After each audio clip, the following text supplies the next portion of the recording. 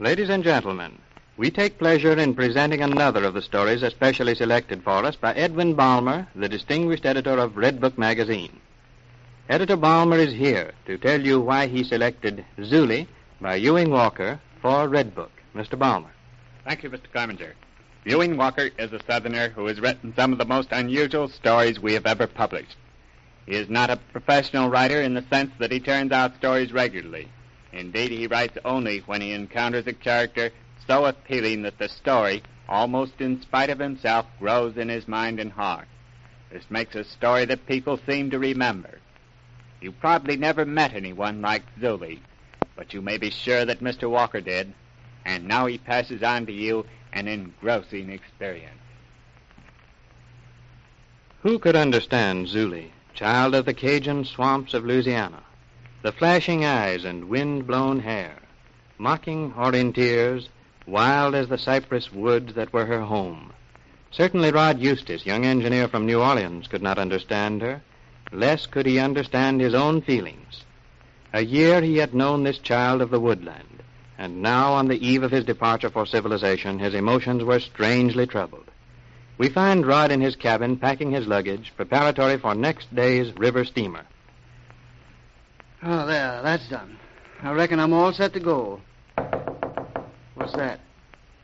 Who's at that window? It's Zhulie. It's me. Oh, good heavens, child. Here, you can't come climbing through the window like that. Can't hold, just watch me. Zhulie! Don't stop me, I'll spit. Oh, Zhulie, nice people don't say spit. I ain't no nice people. Well, here I am. Zhulie, don't you know it's wrong for you to come here like this? People don't understand. I knew you was going away. You're packing. I wanted to tell you something before you go. All right, then. I won't say spit no more. Now, that's a good girl. And you're going tomorrow? For good? Yes, Zhulie. Why don't you stay and marry me? Why, I can't marry you, Zhulie. In the first place, you're too young. You lie. I'm most 15. You said yourself you was going to miss me if you went away. You will miss me, won't you? Yes, I'm afraid I will, Zhulie. Then that means you like me, don't it? Why, of course I do. A lot? A whole lot. Then let me come and go away with Oh, you. Zhulie, you don't know what you're saying. Yes, I do. Is there nothing you're ashamed to say? Ashamed? Why should I be ashamed? I love you, don't I? Now, you listen to me, child. You must get out of this room. We can't marry now, and you're certainly not going to come with me. Now, you run along home before somebody... Now I know you're just ashamed of me. You don't want to take me to the city. You can go to blazes. See, I hate you. Zhulie, please. I didn't mean it. I wouldn't run away with you. I just wanted to see how much you cared about me. Oh, Rod. Go on, say it, Zhulie. Rod, I love you so. And I love you, Zhulie. Love you too much to marry you just yet.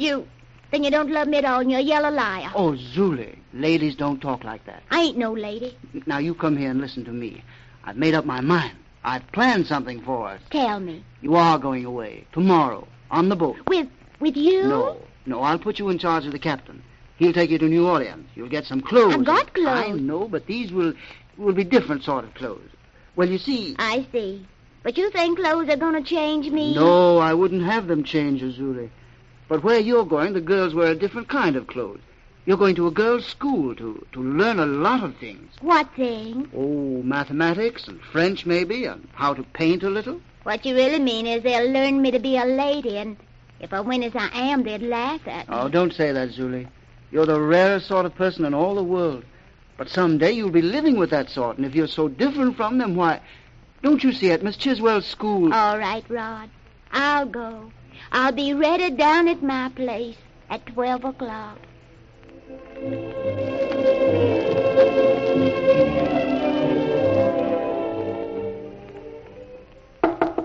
Who's there? We've got to get started, Zhulie. You ready? All ready. Here's a ship carpet bag. You got just to drive the car? Yes, he's waiting at the back gate. I guess we'd... Well, hello. What's that up the road? Well, will you just look what's coming yonder from town. Seems like the whole village come up to say goodbye. Why, there's that Clyde Witherspoon leading them. Look at the dust. Say! You there, Zhulie? Howdy, fellow. Nice day. Sure is nice of you to come all the way up here to tell me goodbye. Hiya, Clyde. We didn't come to tell you no goodbye, Zhulie. But I reckon maybe that city fellow there would do well by himself if he told you goodbye. Just a moment, if you please. Now, you might do well by yourself if you tell me just what you mean. Sure, I'll tell you. Zhulie there ain't much more than a gal. You ain't such a powerful sight of a man yourself, Clyde Witherspoon. What interpret do you mean coming here like this? I've been getting on first rate these last couple of years without no advice from such as you. You ain't got no folks, gal. Us neighbors don't aim to sit by and watch you get toted off by such as that engineer fella there. And just what's wrong with him? You're gonna run off with him, ain't you? Well, we ain't gonna sit by and see him get away with it, that's all. Well, you dirty swamp with his cracker. Just what do you think? Easy, Zhulie. He has a pistol in his pocket. You ain't gonna take that river boat with him, see? He's gonna take it, but you ain't. Yeah, all right, then listen to this. Zhulie, don't. Hey, look at... Put down that pistol, gal. Yeah, I reckon I know you swamp boogers. Been carrying it in my dress for just such as you. Get back to that gate, you fool.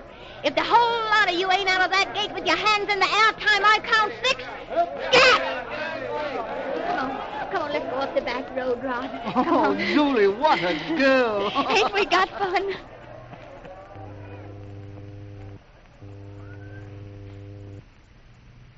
So you want to put this child in my school. Now, let me tell you, Mr. Eustace, this is most irregular, most irregular. Oh, but Miss Chiswick, surely you know it's all right.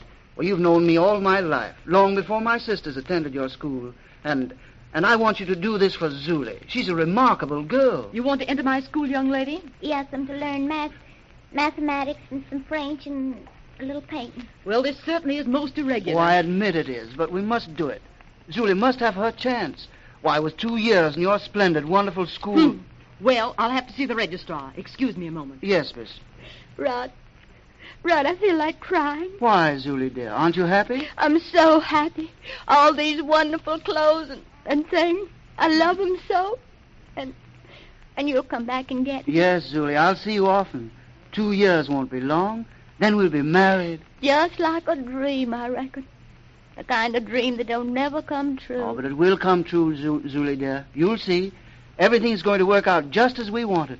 Oh, here comes Miss Chiswick now. Now, you try hard to... It's arranged, Mr. Eustace. She'll be enrolled at once. But I want you to understand this is most irregular, most irregular.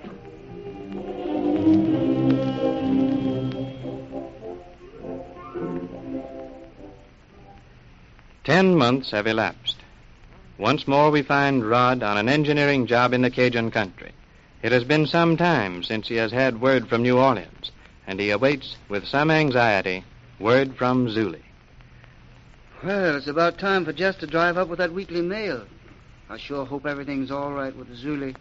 Oh, but Miss Chiswick will look after her. I'm just a fool to worry. Hello? Yes, Jess now. Hello, Rod. Hello, Jess. Here, a letter for you. That's the boy. Let's have it. Looks like Zhulie's writing. She sure writes a fancy hand now, huh? How is she doing at school where you put Oh, her? don't you worry about Zhulie. Here, let's have the letter. Excuse me a minute, will you? Dearest Rod, darling, why study French and mathematics? I know French, and I shall never need mathematics in keeping house for you. I want to leave this place. I scarcely ever say spit anymore, and I hardly ever swear.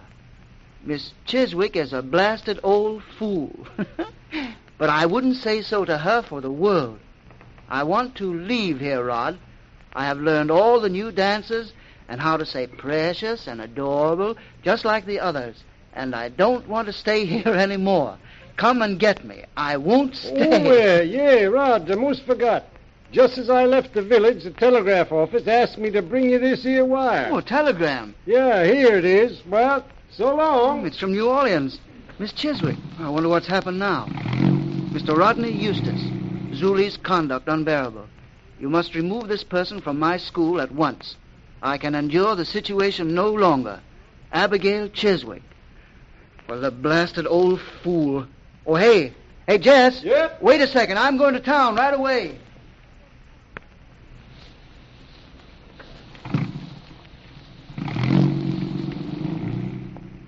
Oh, Oh, Miss Chiswick. Mr. Eustace, I'm glad you came at once. Something had to be done. Zulie's got to leave, then? There is no alternative, young man. This person must go at once. But what on earth has she done? What hasn't she done? Certainly nothing she should have done. She's been here almost a year and practically demoralized the institution. Simply wrecked the discipline of my school. Another week with her and my establishment, with its unblemished record of 40 years, would be a shambles. Simply a shambles. Zulie's done that? Then why on earth didn't you put her out? To tell you the truth, I was afraid. That little Spitfire would have stood outside of the school and broken every window in the place with rocks. She told me she would obey no one but you. All right, I'll take her out of here at once. Oh, did you tell her you got my wire I was coming? I told her this noon. I'll go to her room and bring her here immediately. Yes, Miss Chiswick.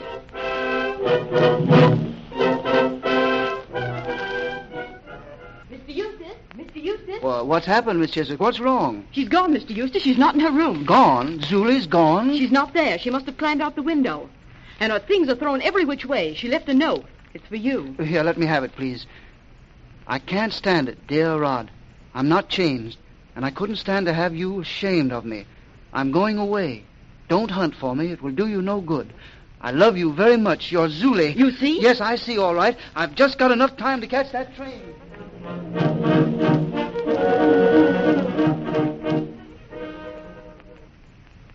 Twilight lies softly in the cypress. Nearing Zulie's cabin, Rod sees her seated in the doorway. A surprising Zhulie, as only Zhulie could always be surprising. Modish little shoes, chic little hat, a dress that made her a very different Zhulie from the one he had known here a year before. Zhulie! Oh, Zhulie! Oh, Zhulie, I knew you'd be here. I saw you coming, Rod. I knew you'd come. Oh, Rod, I'm so ashamed. Well, young lady, you should be. I'm not ashamed. I'm glad. You see, I didn't say ain't. Aren't you proud of yourself the way you've educated me? Zhulie, Mm-hmm. I'm thinking of something else. What? The way you've educated me, dearest. Oh, Rod. Zhulie, we must get married right away. I think we'd better not. Not right now. Why not? Well, it wouldn't be decorous or seemingly, as Miss Chiswick would say. Oh, blast, Miss Chiswick. Why, Rod? Will you or will you not? I will. Oh, great. Let's hurry to town and get a license. That isn't necessary. Oh, but we've got to have a license. I already have it. What? You see, Rod, I got it when I came through town. Why, Zhulie, then I'll hurry and get the preacher, and I'll be right back. Don't you dare look at me. I'm terribly ashamed. But why? You needn't go for the preacher. Oh, but Zhulie, dear, we must have a preacher. But, Rod, dear, I already have one waiting in the house. Oh.